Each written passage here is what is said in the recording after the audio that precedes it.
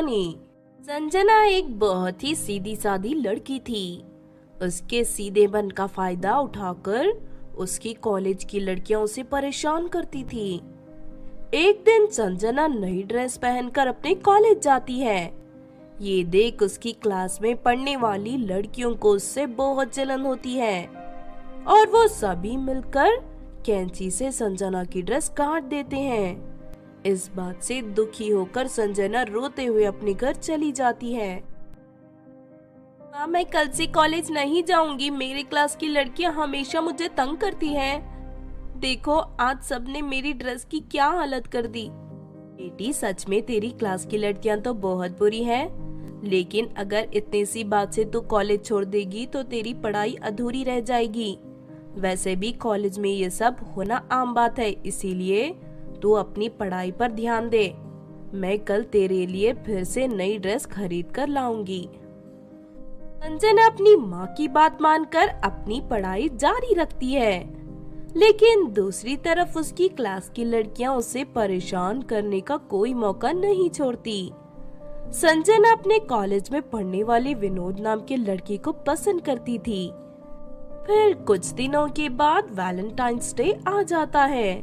संजना एक गुलाब का फूल लेकर विनोद को प्रपोज करने पहुंच जाती है, लेकिन तभी वहाँ मीनाक्षी नाम की एक लड़की आकर संजना के हाथ से गुलाब का फूल छीन लेती है।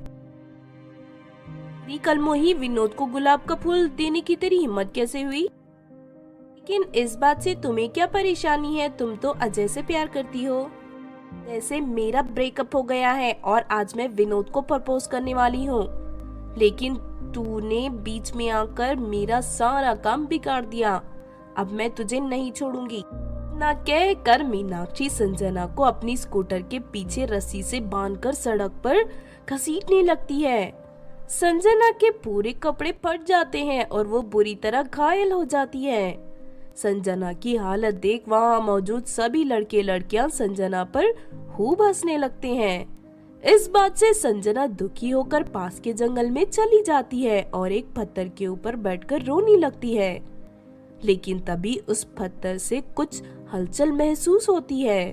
ये देख संजना घबराकर खड़ी हो जाती है। तभी वो पत्थर एक चुड़ैल में बदल जाता है।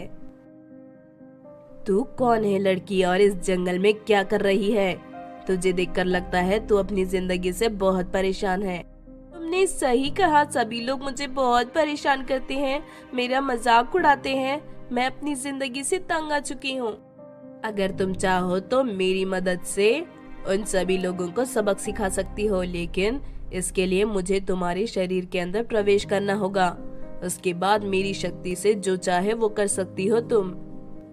संजना चुड़ैल की बात मान लेती है और फिर वो चुड़ैल संजना के शरीर में घुस जाती है।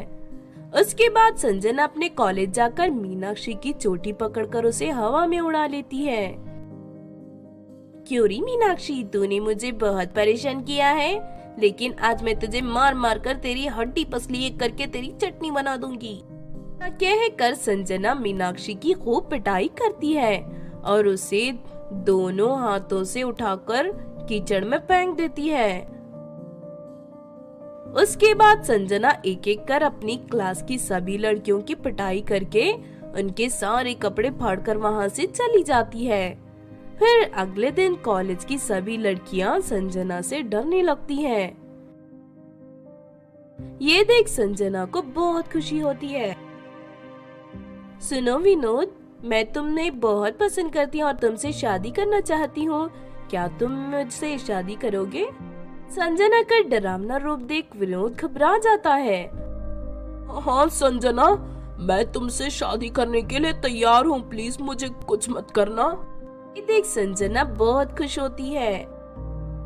सब कुछ ठीक हो गया है, चलो छोड़ो, अब तुम मेरे शरीर से बाहर निकल जाओ। लेकिन चुड़ैल संजना के शरीर को छोड़ने से मना कर देती है। अब मैं तेरे शरीर से कभी नहीं बाहर निकलूंगी। कुछ दिनों के बाद तेरी मौत हो जाएगी और इस तरह तेरा शरीर मेरा बन जाएगा। तुम क्या कह रही हो? ये तो सरासर धोखा है। मैं एक चुड़ैल हूँ और लोगों को धोखा देना ही मेरी फितरत है। तुझे ये सब पहले ही सोचना चाहिए था। इस तरह संजना की शरीर से चुड़ैल बाहर नहीं निकलती और कुछ दिनों के बाद अचानक संजना की मौत हो जाती है।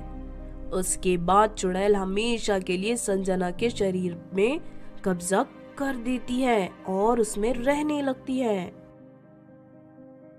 आपने देखा दोस्तों पत्थर वाली चुड़ैल की कहानी। इस कहानी से हमें ये सीख मिलती है कि हमें अपने फायदे के लिए कभी गलत रास्ता नहीं अपनाना चाहिए और जिंदगी में किसी भी काम के लिए बुरे और धोखेबाज लोगों की मदद नहीं लेनी चाहिए। अगर ये कहानी आपको अच्छी लगी हो तो जरूर लाइक करें और हमारे चैनल छोटू टीवी को सब्सक्राइब भी कर लें। और हाँ दोस्तों, हमें कमेंट करके जरूर बताना कि आपको कहानी कैसी लगी।